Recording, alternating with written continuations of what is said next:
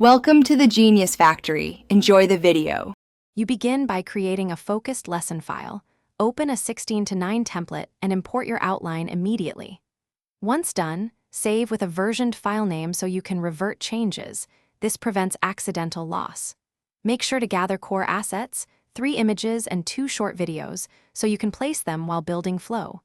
You will arrange learning objectives on the first slide, set presenter notes for each, and insert simple placeholders for activities, so later edits are fast and consistent.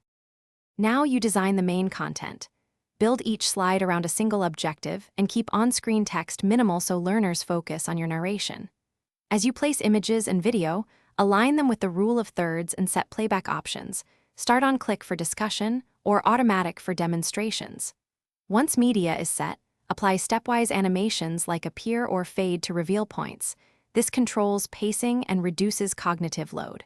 Also, add concise speaker notes to cue examples and transitions. Finish by rehearsing in presenter view and adjusting timers and transitions so your delivery feels natural. Then export 2 backups, a PDF for quick student reference and an MP4 for asynchronous learners. This increases accessibility. Make sure to test on the presentation hardware you will use.